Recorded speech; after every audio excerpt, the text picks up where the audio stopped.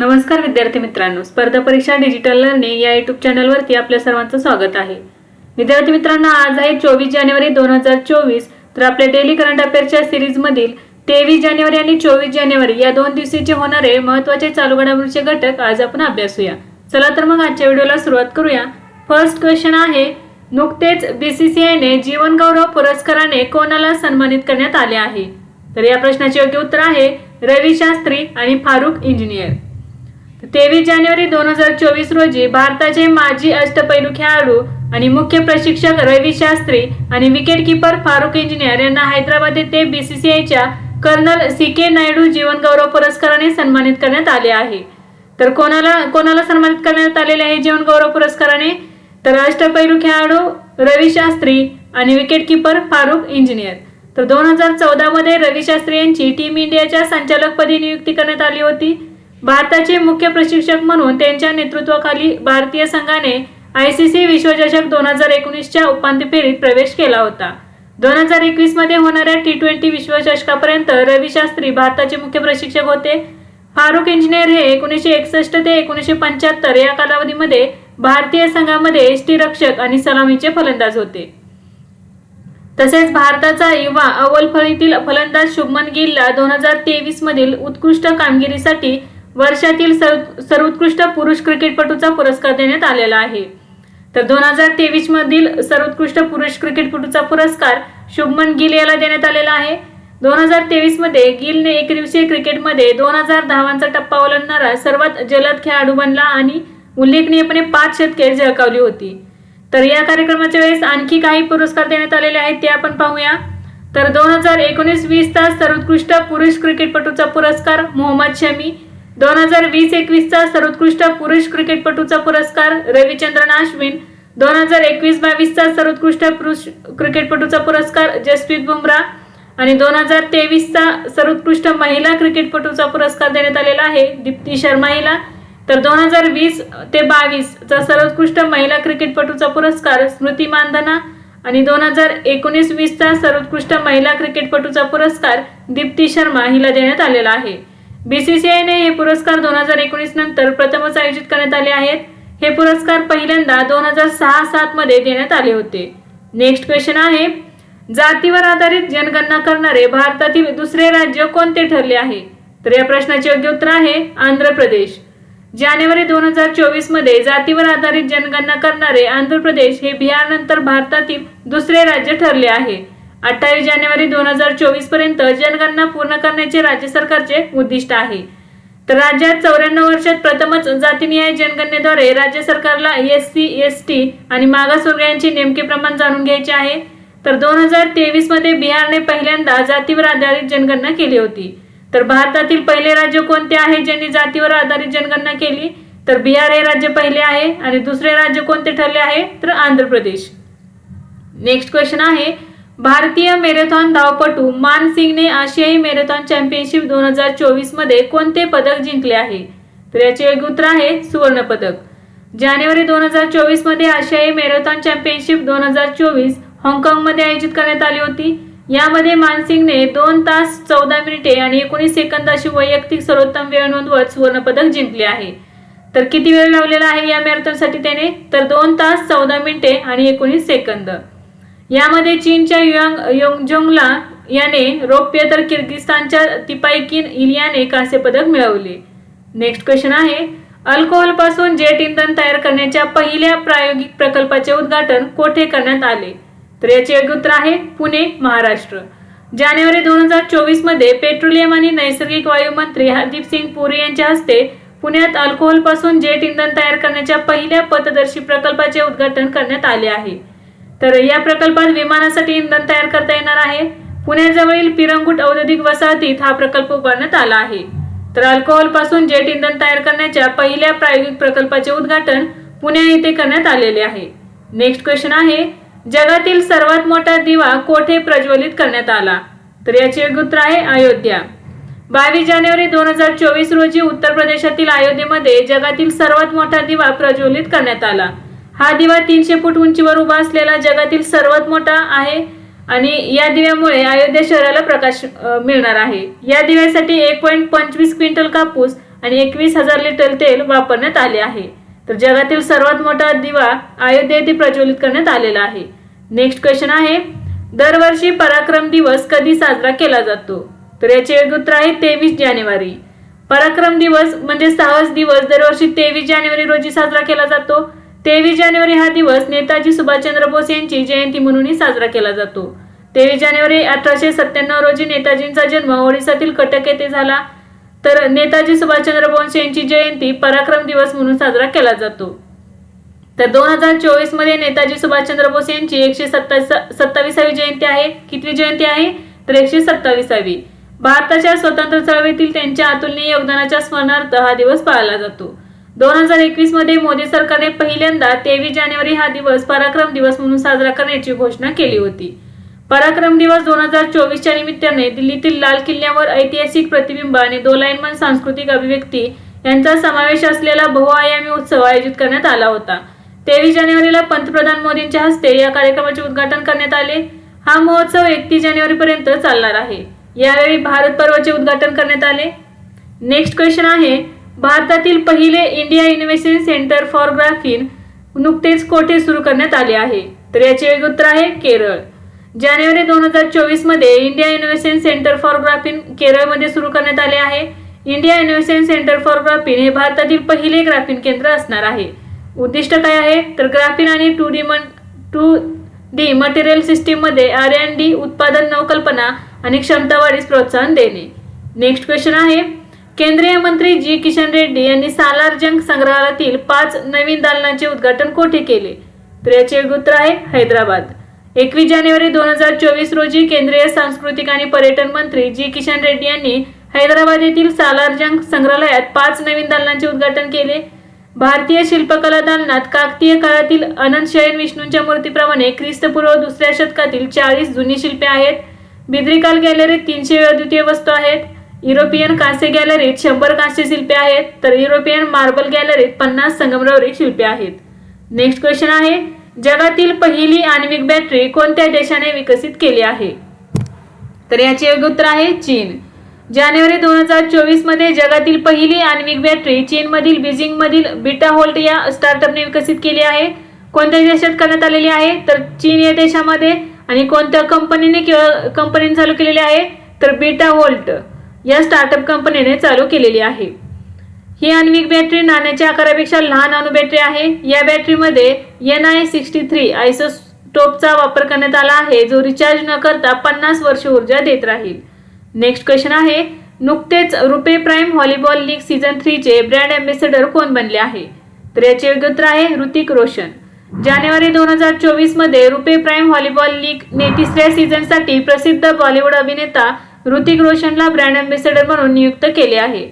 रुपे prime volleyball league season 3 हा 15 February 2024 रोजी सुरू होणार आहे। याचे प्रक्षेपण सोनी स्पोर्ट्स नेटवर्कवर थेट प्रसारित केले जाईल।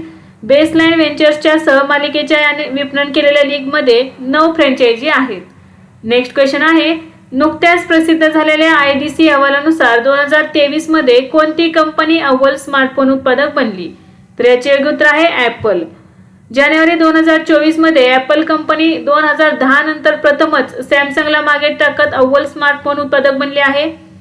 ॲपलने 2023 मध्ये कोरियन कंपनी सॅमसंगला मागे टाकून जगभरात सर्वाधिक स्मार्टफोन विकले आहेत। जवळपास 13 वर्षांनंतर ॲपलने जगभरातील मोबाईल शिपमेंटच्या बाबतीत सॅमसंगला मागे टाकले आहे। कंपनीने 2023 मध्ये एकूण 236.4 दशलक्ष मोबाईल युनिट्सची विक्री केली आहे, जी सॅमसंगपेक्षा 8 दशलक्ष युनिट्स जास्त आहे। बाजार रिसर्च फर्म IDCच्या म्हणण्यानुसार आयफोनने जागतिक बाजारपेठेत भरीव 20% वाटा मिळवला आहे। तर जानेवारी 2024 मध्ये ॲपल कंपनीने 13 वर्षांनंतर प्रथमच सॅमसंग या कंपनीला मागे टाकून अव्वल स्मार्टफोन उत्पादक कंपनी बनली आहे। नेक्स्ट क्वेश्चन आहे, इंडियन इम्युनॉलॉजिकलने कोणत्या रोगासाठी देशातील पहिली स्वदेशी विकसित हॅव्हिसोल सॉल्ट लस सुरू केली आहे? तर याचे योग्य उत्तर आहे हेपेटायटिस A। जानेवारी 2024 मध्ये इंडियन इम्युनॉलॉजिकलने हेविझर किंवा हॅव्हिसोर नावाची देशातील पहिली स्वदेशी विकसित हेपेटायटिस A लस लॉन्च केली आहे। ही लस हेपॅटायटिस ए विरुद्धची महत्त्वाची लस असेल. हेपॅटायटिस ए चे प्रमाण जास्त असलेल्या प्रदेशात जाण्याचा धोका असलेल्या किंवा प्रवास करणाऱ्या व्यक्तींसाठी या लसीची शिफारस करण्यात आली आहे. या लसीचे 2 डोस आहेत, ज्यामध्ये पहिला डोस 1 वर्षांपेक्षा जास्त वयाच्या लोकांना दिला जातो आणि दुसरा डोस पहिल्या डोसच्या किमान 6 महिन्यानंतर दिला जातो. या लसीची मुलांसाठी नियमित लसीकरणाची शिफारस केली जाते. हेपॅटायटिस ए दूषित अन्न किंवा पाण्याच्या सेवनाने पसरणारा संसर्गजन्य रोग आहे. हेपॅटायटिस ए मुळे यकृतामध्ये सूज येते आणि यकृत ही मानवी शरीरातील सर्वात मोठी ग्रंथी आहे. इंडियन इम्युनॉलॉजिकल लिमिटेड ही राष्ट्रीय दुग्ध विकास मंडळाची उपकंपनी आहे आणि हे हैदराबाद तेलंगणा येथे आहे. याची स्थापना 1982 मध्ये राष्ट्रीय दुग्ध विकास महामंडळाद्वारे करण्यात आली होती. ही कंपनी पाय आणि तोंडाचे आजार, रेबीज, जीवाणू लस, कुत्र्यावरील लस, हेपॅटायटिस गोवर इत्यादीचे उत्पादन करते. नेक्स्ट क्वेश्चन आहे, दुसरी Indo French joint committee of science and टेक्नॉलॉजीची बैठक कोठे आयोजित करण्यात आली? तर याचे योग्य उत्तर आहे फरीदाबाद, हरियाणा. 18 जानेवारी 2024 रोजी दुसरी Indo French joint committee of science and टेक्नॉलॉजीची बैठक हरियाणातील फरीदाबाद येथे translational health science and technology इन्स्टिट्यूटमध्ये पार पडली. भारताच्या विज्ञान आणि तंत्रज्ञान विभागाचे सचिव प्राध्यापक अभय करंदीकर हे फ्रान्सच्या उच्च शिक्षण आणि संशोधन मंत्रालयातील संशोधन आणि नवोपक्रम महासंचालक डॉक्टर क्लेअर गिरी यांच्यासह समितीचे सहअध्यक्ष होते. तर या बैठकीत सदस्यांनी भारत फ्रेंच वैज्ञानिक भागीदारी अधिक मजबूत आणि पुनर्जीवित करण्याच्या मार्गांवर चर्चा केली आहे. यामुळे इंडो फ्रेंच सहकार्य वाढेल आणि ICPS, आरोग्य, स्वच्छ ऊर्जा, AI, क्वांटम तंत्रज्ञान आणि प्रगत साहित्य यासारख्या नवीन युगातील तंत्रज्ञानामध्ये सहकार्य करण्यास मदत करेल. दोन्ही देशांनी आरोग्य, डिकार्बोनाइज्ड हायड्रोजन, सागरी विज्ञान आणि उपयोजित गणित या क्षेत्रातील वैज्ञानिक संशोधन प्रकल्पांना संयुक्तपणे निधी देण्याचे मान्य केले आहे. तर दुसरी Indo French joint committee of science and टेक्नॉलॉजीची बैठक कोठे आयोजित करण्यात आली? तर हरियाणातील फरीदाबाद येथे. नेक्स्ट क्वेश्चन आहे, नुकताच कॅलिफोर्नियाच्या 2 सरकारी शाळांमध्ये जागतिक भाषा म्हणून कोणत्या भाषेचा समावेश करण्यात आला आहे? तर या प्रश्नाचे योग्य उत्तर आहे हिंदी. जानेवारी 2024 मध्ये कॅलिफोर्नियाच्या 2 सरकारी शाळांमध्ये जागतिक भाषा म्हणून हिंदी भाषेचा समावेश करण्यात आला आहे. तर कॅलिफोर्निया कोणत्या देशामध्ये आहे? तर USA मध्ये आहे. तर या कॅलिफोर्निया येथील 2 सरकारी शाळांमध्ये जागतिक भाषा म्हणून हिंदी भाषेचा समावेश करण्यात आला आहे. भारतीय अमेरिकन समुदाय आपल्या मुलांना शाळांमध्ये हिंदी भाषा शिकवण्याची मागणी करत होता. कॅलिफोर्नियामध्ये फ्रीमॉन्टमध्ये भारतीय अमेरिकन नागरिकांची संख्या सर्वाधिक आहे. नेक्स्ट क्वेश्चन आहे, पंतप्रधान नरेंद्र मोदी यांनी अलीकडेच खेलो इंडिया युथ गेम्स 2023 चे उद्घाटन कोणत्या राज्यात केले? तर याचे योग्य उत्तर आहे तमिळनाडू. 19 जानेवारी 2024 रोजी खेलो इंडिया युवा खेळांच्या 6व्या आवृत्तीचे औपचारिक उद्घाटन पंतप्रधान नरेंद्र मोदी यांच्या हस्ते करण्यात आले. दक्षिण भारतात प्रथमच खेलो इंडिया युवा क्रीडा स्पर्धा होत आहेत. चेन्नईतील जवाहरलाल नेहरू स्टेडियमवर 19 ते 31 जानेवारी दरम्यान खेळांचे आयोजन करण्यात आले आहे. तमिळनाडू, चेन्नई, मदुराई, त्रिची आणि कोयंबतूर या 4 शहरांमध्ये हे खेळ खेळले जातील. खेळांच्या लोगोमध्ये कवी तिरुवल्लुवर यांच्या आकृतीचा समावेश आहे. तर वीरामंगाई हा खेळाचा शुभंकर आहे. नेक्स्ट क्वेश्चन आहे, स्टेडफास्ट डिफेंडर 2024 युद्ध सराव कोण आयोजित करणार आहे? तर याचे योग्य उत्तर आहे नाटो. स्टेडफास्ट डिफेंडर 2024 हा युद्धाभ्यास नाटो तर्फे फेब्रुवारी ते मे 2024 या कालावधीत युरोप खंडातील विविध देशांमध्ये आयोजित केला जाणार आहे. कोणामार्फत आयोजित केला जाणार आहे? तर नाटो या संस्थेमार्फत किंवा नाटो मार्फत. मुख्य उद्देश काय आहे? तर रशियाबरोबर मोठे युद्ध झाल्यास अमेरिकन सैन्य आपल्या युरोपियन मित्रराष्ट्रांना कशी मदत करू शकते याचा अभ्यास करणे. काय उद्देश असणार आहे? तर रशियाबरोबर मोठे युद्ध झाल्यास अमेरिकन सैन्य आपल्या युरोपियन मित्रराष्ट्रांना कशी मदत करू शकते याचा अभ्यास करणे. या नवीन सरावात सर्व 31 नाटो देश आणि स्वीडनच्या सैन्याचा समावेश असणार आहे. या युद्ध सरावात 90,000 सैनिक, 50 युद्धनौका, 80 लढाऊ विमाने, 1100 लढाऊ वाहने सहभागी होऊ शकतात. नाटो ही युरोप आणि उत्तर अमेरिकेतील 31 सदस्य राष्ट्रांची आंतरसरकारी राजकीय आणि लष्करी युती आहे. स्थापना एप्रिल 1949 रोजी. मुख्यालय आहे ब्रसेल्स, बेल्जियम येथे आणि महासचिव आहेत जेन्स स्टोलबर्ग. नेक्स्ट क्वेश्चन आहे, UPIचा भारताबाहेरील देशांमध्ये विस्तार करण्यासाठी गुगल पे इंडियाने कोणासोबत सामंजस्य करार केला आहे? तर याचे योग्य उत्तर आहे NPCI इंटरनॅशनल. जानेवारी 2024 मध्ये UPIचा भारताबाहेरील देशांमध्ये विस्तार करण्यासाठी गुगल पे इंडिया आणि NPCI इंटरनॅशनल यांच्यात सामंजस्य करार करण्यात आला. NPCI international payments he national payment corporation of इंडियाची पूर्ण मालकीची उपकंपनी आहे. तर याचे काय उद्दिष्ट आहे, तर भारताबाहेरील प्रवाशांसाठी UPI पेमेंटचा वापर वाढवणे, त्यांना सहज परदेशात व्यवहार करण्याची परवानगी देणे, इतर देशांमध्ये UPI सारख्या डिजिटल पेमेंट सिस्टम सेट करण्यात मदत करणे. ही धोरणात्मक भागीदारी इतर देशांना यशस्वी डिजिटल पेमेंट इकोसिस्टम चालवण्यामध्ये ज्ञान आणि कौशल्याचा विस्तार करण्यास देखील अनुमती देईल. नेक्स्ट क्वेश्चन आहे, सौदी अरेबियाच्या जॉय अवॉर्ड्स 2024 ने कोणाला सन्मानित करण्यात आले आहे, तर याचे योग्य उत्तर आहे आलिया भट्ट. अभिनेत्री आलिया भट्ट हिला सौदी अरेबियाच्या जॉय अवॉर्ड्स 2024 ने सन्मानित होणारी ही पहिली भारतीय महिला ठरली आहे. तर कधी हिला सन्मानित करण्यात आले, तर जानेवारी 2024 मध्ये सौदी अरेबियाच्या जॉय अवॉर्ड्स 2024 ने आलिया भट्ट हिला सन्मानित करण्यात आलेले आहे. तर जॉय अवॉर्ड्स 2024 मिळणारी ती पहिलीच भारतीय महिला ठरली आहे. जानेवारी 2024 मध्ये रियाद येथे आयोजित जॉय अवॉर्ड समारंभ 2024 मध्ये तिला ऑनररी एंटरटेनमेंट मेकर्स अवॉर्डने सन्मानित करण्यात आले. नेक्स्ट क्वेश्चन आहे, भारत आंतरराष्ट्रीय विज्ञान महोत्सव कोणत्या राज्यात आयोजित करण्यात आला, तर याचे योग्य उत्तर आहे हरियाणा. जानेवारी 2024 मध्ये भारत आंतरराष्ट्रीय विज्ञान महोत्सव 2023 चे आयोजन हरियाणामध्ये करण्यात आले. 17 ते 20 जानेवारी 2024 दरम्यान या महोत्सव आयोजित करण्यात आला होता. राज्याचे मुख्यमंत्री मनोहरलाल खट्टर यांनी फरीदाबादमध्ये 50 एकरांवर पसरलेल्या अत्याधुनिक सायन्स सिटीचा विकास करण्याच्या राज्य सरकारच्या योजनांची घोषणा केली. IISF 2023 मध्ये अनेक सामंजस्य करारांवरही स्वाक्षरी करण्यात आली होती. नेक्स्ट क्वेश्चन आहे, कोणत्या गटाने पुढील 5 वर्षांसाठी IPLचे शीर्षक प्रायोजकत्व जिंकले आहे, तर याचे योग्य उत्तर आहे Tata sons private limited. Tata sons private लिमिटेडने 2024 ते 2028 या आगामी 5 हंगामांसाठी इंडियन प्रीमियर लीगचे शीर्षक प्रायोजकत्व मिळवले आहे. या 5 वर्षांसाठी IPL मीडिया हक्कांचे मूल्य 1750 कोटी रुपये एवढे आहे.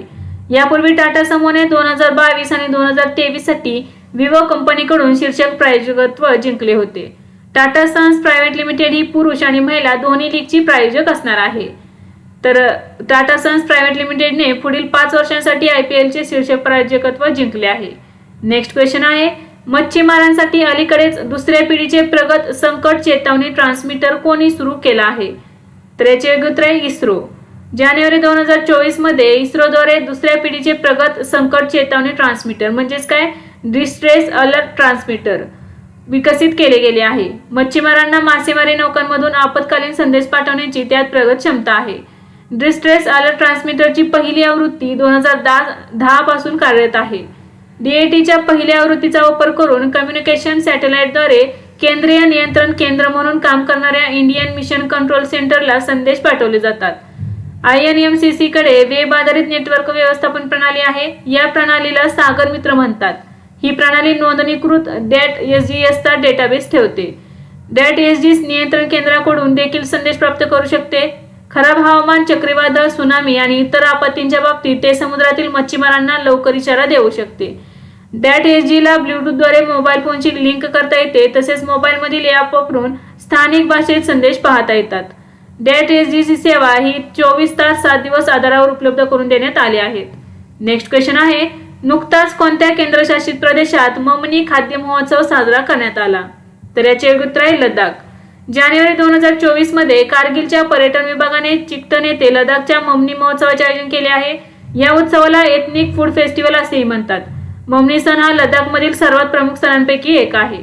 नेक्स्ट क्वेश्चन आहे, पंतप्रधान नरेंद्र मोदींनी कोठे बोईंग कॅम्पसचे उद्घाटन केले, तर याचे योग्य उत्तर आहे बेंगळुरू, कर्नाटक. जानेवारी 2024 मध्ये पंतप्रधान नरेंद्र मोदी यांनी बेंगळुरू येथे Boeing India engineering and technology centre कॅम्पसचे उद्घाटन केले. हे कॅम्पस 43 एकरवर बांधले आहे. बोईंग ही अमेरिकन विमान कंपनी आहे. ही कंपनी विमाने, जेट आणि हेलिकॉप्टरची रचना, निर्मिती आणि वितरण करते. याची स्थापना 15 जुलै 1916 रोजी विलियम बोईंग यांनी केली होती. नेक्स्ट क्वेश्चन आहे, नुकताच WHO ने जागतिक देश मलेरिया मुक्त देश घोषित केला आहे. नुकताच WHO ने कोणता देश मलेरिया मुक्त देश घोषित केला आहे, तर याचे योग्य उत्तर आहे काबो वर्दे. जानेवारी 2024 मध्ये WHO ने काबो वर्दे हा मलेरिया मुक्त देश घोषित केला आहे. मॉरिशस आणि अल्जेरियानंतर काबो वर्दे हा मलेरिया मुक्त असलेला तिसरा आफ्रिकन प्रदेशातील देश ठरला आहे. दक्षिण पूर्व आशियातील मालदीव आणि श्रीलंका यांना WHO ने मलेरिया मुक्त घोषित केले आहे. नेक्स्ट क्वेश्चन आहे, नुकतेच केंद्रीय मंत्रिमंडळाने 16व्या वित्त आयोगासाठी किती सहसचिव स्तरीय पदांना मंजुरी दिली आहे? तर याचे उत्तर आहे 3. जानेवारी 2024 मध्ये केंद्रीय मंत्रिमंडळाने 16व्या वित्त आयोगासाठी 3 सहसचिव स्तरीय पदांना मंजुरी दिली आहे. 16व्या वित्त आयोगासाठी सरकारने संयुक्त सचिवांची 2 आणि आर्थिक सल्लागाराची 1 अशी 3 पदे निर्माण केली आहेत. 16व्या वित्त आयोगाचे अध्यक्ष अरविंद पनगरिया तर सचिव ऋत्विक आर पांडे हे आहेत. 16वा वित्त आयोग 1 एप्रिल 2026 पासून सुरू होणाऱ्या 5 वर्षांसाठी केंद्र आणि राज्यांमधील कर हस्तांतरण आणि महसूल वाढीचे उपाय सुचवणार आहे. नेक्स्ट क्वेश्चन आहे, आसाम्स ब्रेव्ह हार्ट लचित बारफुकन हे पुस्तक कोणी प्रकाशित केले आहे? तर याचे उत्तर आहे अमित शहा. जानेवारी 2024 मध्ये केंद्रीय गृह आणि सहकार मंत्री अमित शहा यांच्या हस्ते आसामच्या गुवाहाटी येथे आसाम्स ब्रेव्ह हार्ट लचित बारफुकन पुस्तकाचे प्रकाशन करण्यात आले. या पुस्तकाचे लेखक अरूप कुमार दत्ता हे आहेत. अहोम या ग्रंथात लचित बारफुकनचे वर्णन केले आहे. यामध्ये ईशान्येकडील धर्मांधता आणि सत्तेच्या भुकेल्या शक्तीविरुद्ध लढा देणाऱ्या लचित बारफुकनच्या उल्लेखनीय कथेवर प्रकाश टाकला आहे. हे पुस्तक राज्य सरकारने इंग्रजी भाषेत प्रकाशित केले आहे. नेक्स्ट क्वेश्चन आहे, माझी शाळा माझा अभिमान अभियान कोणत्या राज्यात सुरू करण्यात आले आहे? तर याचे उत्तर आहे हिमाचल प्रदेश. हिमाचल प्रदेश सरकारने माय स्कूल माय प्राईड मोहीम सुरू केली आहे. कधी सुरू केलेली आहे? तर जानेवारी 2024 मध्ये. उद्देश आहे सरकारी शाळांमधील शिक्षणाच्या गुणवत्तेत क्रांती घडवून आणणे. हा कार्यक्रम राष्ट्रीय शैक्षणिक धोरण 2020 नुसार सुरू करण्यात आलेला आहे. कोणत्या सरकारने सुरू केलेला आहे माझी शाळा माझा अभियान? तर हिमाचल प्रदेश सरकारने. कधी सुरू केलेले आहे? तर जानेवारी 2024 मध्ये. उद्देश काय आहे? सरकारी शाळांमधील शिक्षणाच्या गुणवत्तेत क्रांती घडवून आणणे.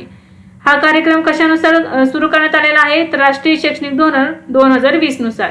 हा उपक्रम शाळा दत्तक घेण्यासाठी आणि विद्यार्थ्यांच्या विकासाच्या विविध पैलूंमध्ये योगदान देण्यासाठी व्यक्ती आणि संस्थांच्या सक्रिय सहभागास प्रोत्साहन देईल. नेक्स्ट क्वेश्चन आहे, नुकताच मत्स्यसंख्येला चालना देण्यासाठी कोठे कृत्रिम खडकाचा प्रकल्प सुरू करण्यात आला आहे? तर याचे उत्तर आहे विंझिनम तिरुवनंतपुरम.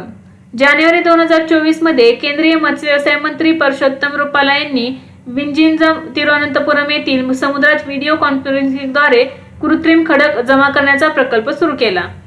हा प्रकल्प केंद्र आणि राज्य सरकारचा संयुक्त उपक्रम आहे. या प्रकल्पाचे परिसरातील माशांची संख्या वाढवून मच्छीमारांचे उत्पन्न वाढवण्याचे उद्दिष्ट आहे. प्रधानमंत्री मत्स्य संपदा योजनेअंतर्गत या प्रकल्पासाठी एकूण 13.2 कोटी खर्च होणार आहे. त्यामध्ये 7.812 कोटी रुपये केंद्र सरकार तर 5.208 कोटी रुपये राज्य सरकारचा वाटा आहे. केंद्रीय सागरी मत्स्य संशोधन संस्थेच्या तांत्रिक सहाय्याने केरळ राज्य किनारी क्षेत्र विकास महामंडळ हा प्रकल्प राबवणार आहे. नेक्स्ट क्वेश्चन आहे, नॅशनल ब्युरो ऑफ स्टॅटिस्टिक्स नुसार 2023 मध्ये सलग दुसऱ्या वर्षी कोणत्या देशाची लोकसंख्या घटली आहे? तर याचे योग्य उत्तर आहे चीन. जानेवारी 2024 मध्ये जारी करण्यात आलेल्या नॅशनल ब्युरो ऑफ स्टॅटिस्टिक्स नुसार 2023 मध्ये चीनची एकूण लोकसंख्या 2.75 दशलक्षने घटून 1.409 अब्ज झाली आहे. ही घसरण 2022 मधील घसरणीपेक्षा जलद होती. चीनचा जन्मदर अनेक दशकांपासून वेगाने खाली येत आहे. 1980 ते 2015 या काळात लागू करण्यात आलेल्या एक मूल धोरणाचा हा परिणाम आहे. युएनच्या अंदाजानुसार 2023 मध्ये भारताने जगातील सर्वात जास्त लोकसंख्या असलेले राष्ट्र म्हणून चीनला मागे टाकले आहे. नेक्स्ट क्वेश्चन आहे, नुकताच श्री जगन्नाथ मंदिर हेरिटेज कॉरिडॉर प्रकल्प कोठे सुरू करण्यात आला आहे? तर याचे उत्तर आहे पुरी, ओडिशा. ओडिशाचे मुख्यमंत्री नवीन पटनायक यांनी 17 जानेवारी 2024 रोजी पुरीच्या 12व्या शतकातील श्री जगन्नाथ मंदिराभोवती असलेल्या श्री मंदिर परिक्रमा प्रकल्पाचे अनावरण केले. यामध्ये श्री मार्ग, श्री सेतू आणि जगन्नाथ वल्लभ पार्किंग केंद्राचा समावेश आहे. यालाच श्री मंदिर परिक्रमा प्रकल्प असेही म्हटले जाते.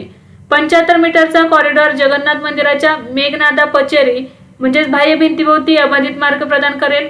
जगन्नाथ मंदिर पुरी हे विष्णूचे एक रूप जगन्नाथ यांना समर्पित आहे, जे हिंदू मंदिर आहे. हे वार्षिक रथयात्रेसाठी प्रसिद्ध आहे. येथील जगन्नाथाचे मुख्य मंदिर अवंतीचा राजा इंद्रद्युम्न याने बांधले होते. तर विद्यार्थी मित्रांनो, आजच्या व्हिडिओमध्ये आपण 23 जानेवारी आणि 24 जानेवारी असे 2 दिवसाचे चालू घडामोडीचे घटक पाहिले. यासारखेच नवनवीन व्हिडिओ पाहण्यासाठी चॅनलला लाईक करा आणि सबस्क्राईब करायला विसरू नका.